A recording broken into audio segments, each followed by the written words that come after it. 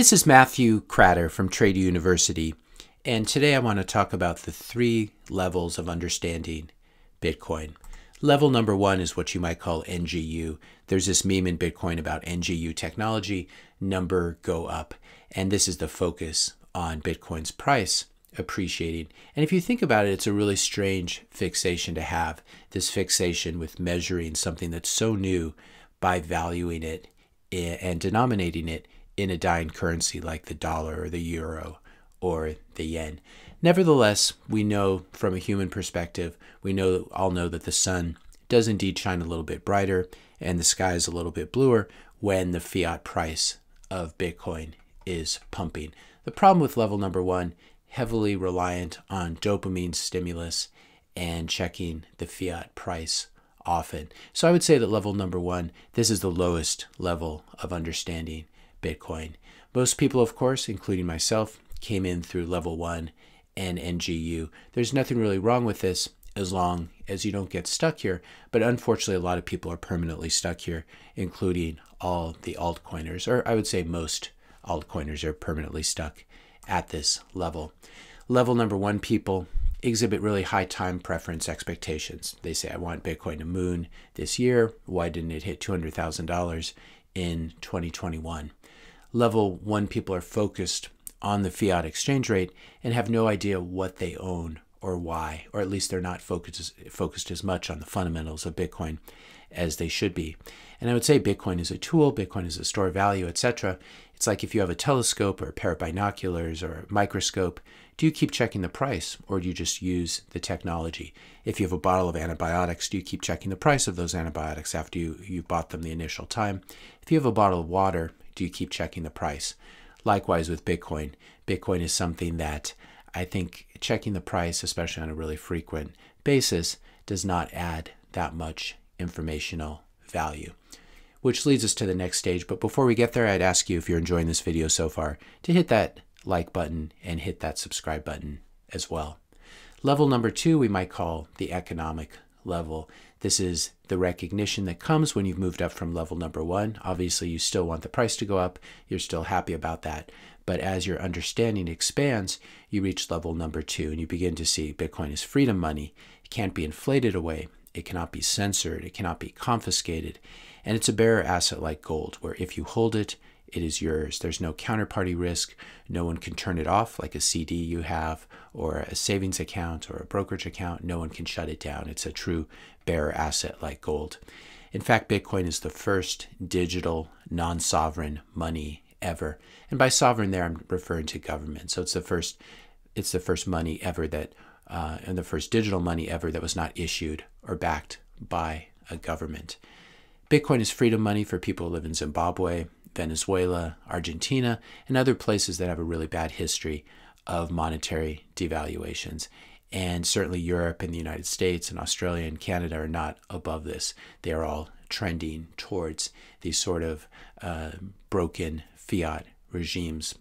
I would also say that Bitcoin is a fulfillment of the private property protections in the Constitution, in the U.S. Constitution, especially where you can read about in the 5th and the 14th Amendments, but it expands these constitutional protections to the entire world. It doesn't matter where you're from, it doesn't matter your race, your religion, your politics. You still have these very important fundamental human rights like private property protection, and this is for the whole world.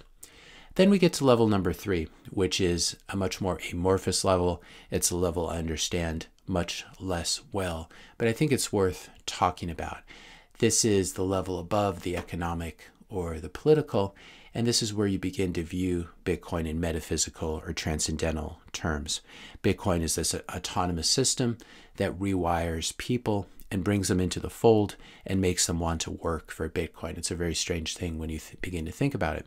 So people come for level 1, they stay for level 2, and then they end up getting very interested in level 3, as I am right now.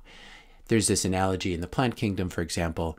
There's this old saying that a human being is a cannabis plant's way of making another cannabis plant, and you can view agriculture, and you can view the breeding and the growth of new species through this lens.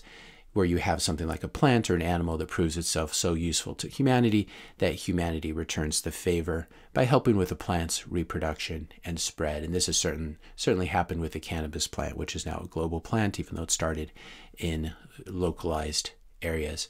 And you can view Bitcoin from this same sort of strange perspective. A human being is Bitcoin's way of making another Bitcoin or securing another block in the Bitcoin blockchain. Then there's the way of looking at Bitcoin from almost like a physics perspective. Bitcoin as this emerging universal tool of measurement.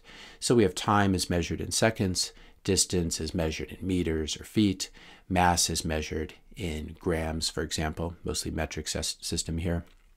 And value, you might say, is becoming to be measured solely in sats or satoshis or Bitcoin.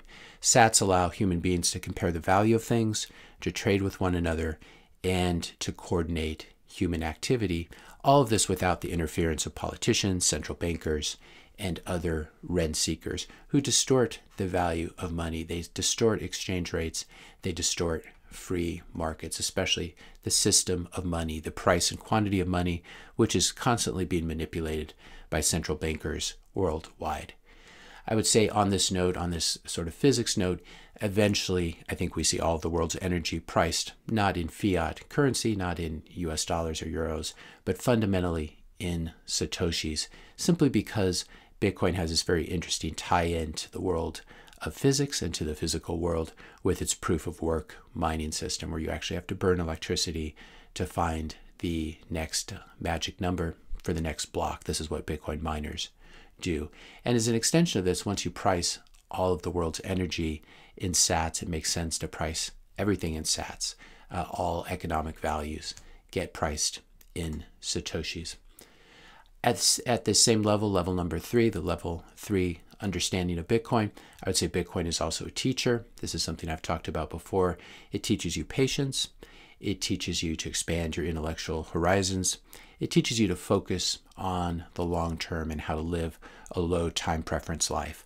A high time preference life is a life where you're focused on the immediate present, where you spend your entire paycheck as soon as you get it, mostly on things you don't really need. A low time preference life is where you begin to focus on that future you and how to send gifts to that future you, and focus on the future not just of yourself but of your family, thinking about your family 10 generations in the future, thinking about your country 10 generations in the future. And unfortunately, the fiat world is very focused on the present and consumer consumption and not saving, not taking care of one's body. And we could do a whole lecture on fiat food in this tone. Bitcoin teaches the value of work, and I might say the value of hard work. Rather than being able to summon something just ex nihilo out of nothing by a money printer for a small group of insiders, the only way you can get your hands on some Bitcoin is to do a lot of work mining it. You have to buy expensive equipment and pay for electricity, or you have to trade your time and labor for it. And maybe you just earn some fiat dollars and then convert it to Bitcoin, or you earn Bitcoin directly. But there's no way to print it up, and no one can print it up on their own. So it's very different from Ethereum. It's very different from Solana, etc. By contrast, these insiders at Ethereum and Solana, they just printed up money for themselves and their buddies and their VC buddies. And so why in the world would you ever want to exchange your time and your effort and your hard work for something that can be and has been just printed up by oligarchs and insiders and venture capitalists? On level 3 as well, I'd add, as we alluded to before, Bitcoin teaches you the ugliness of fiat culture. Fiat money is just money that's not backed by anything, and we've really been in the fiat era since 1971, when Richard Nixon took the US dollar off the gold standard. The ugliness of fiat culture you can see all around you. You can see fiat food, fast food, for example, which is really high time preference food, where you don't care about your body in the future. You care about your pleasures in the present and the convenience of it, etc. Fiat art, fiat music, fiat literature, and fiat architecture. These are all things that have become very ugly in the fiat era. It's very easy to see in the area of architecture, modernist, brutalist architecture. Here's another version of it. And we contrast this with the architecture from a hard money era, from a sound money era, which was the gold standard, which preceded the fiat era. And we see beautiful things like the Palace of Schönbrunn in Vienna. We see churches like this. We see castles like Mad King Ludwig's castles in Bavaria. This is Neuschwanstein, which was the model for, I believe it was the model for the Walt Disney castle. Very, very beautiful things. And this is all from an era of low time preference thinking. If we think about the Cologne Cathedral, for example, which is in Köln, in Cologne, Germany, one of the marvels of the world. And this cathedral took 600 years to build. This is something that could only have been accomplished, like the Egyptian pyramids, for example, by a low time preference civilization. And this is what civilization looked like on the gold standard. It looked like this in the East, and it looked like it in the West as well. Because if you have hard money, if you have sound money, this leads to a great culture. It leads to a great civilization. Soft money and soft culture leads to strip malls and McDonald's and high time preference architecture. So I think a culture on the Bitcoin standard should look something like a culture on a gold standard. And we really saw this flourishing of literature and music. If you think about the 17th and 18th and 19th centuries in Europe, for example, as Europe converged on a gold standard. Now, I always get this question when I make videos like this: is Bitcoin a religion or a cult? And I admit that it can certainly look that way, mostly due to the passion of Bitcoiners. It can look that way to outsiders or no-coiners. I just want to say, for the record here, obviously Bitcoin is not God.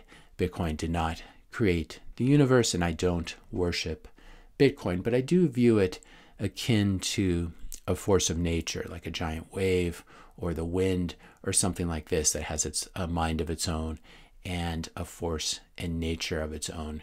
It's almost, sometimes Bitcoin and the Bitcoin network looks like an alien life form that's slowly colonizing the planet, and perhaps it was seeded here, planted by aliens. I think there's a non-zero probability of that. It's a low probability, but it's non-zero. When you think about how weird Bitcoin is, it does have this otherworldly quality. I would say that if you think about the evolution of civilization, both on Earth and possibly elsewhere, every civilization needs to figure out how to harness energy to grow and how to expand its usage of energy. Using a lot of energy is the mark of an advanced civilization. Very primitive civilizations don't use very much energy, but energy is used to help a civilization to grow, and in order to grow and coordinate human activity and coordinate people or creatures, you need to use money as a way of expressing wants and expressing how things should be priced. So I think that even if Bitcoin didn't come from aliens, there's a very good chance that if there are advanced alien civilizations out there, they've created or discovered something like Bitcoin. There's something very mathematical and fundamental about Bitcoin, and you would expect advanced civilizations to stumble on it. As I said, perhaps Bitcoin was even brought from outside this world because it's so weird and otherworldly. So I would say that's level 3. Those are my thoughts on how you understand Bitcoin at the level 3 level. But I've still barely scratched the surface here. This is where my thought is still evolving. And I should say, especially when it comes to level 3, I'm still a complete noob in this space. If you found this video helpful, be sure to hit that subscribe and like button. Hit the notification bell if you want to be notified when I publish my next video. And let me know your questions and comments in the comment section below. Thanks a lot for watching, and I'll see you in the next video.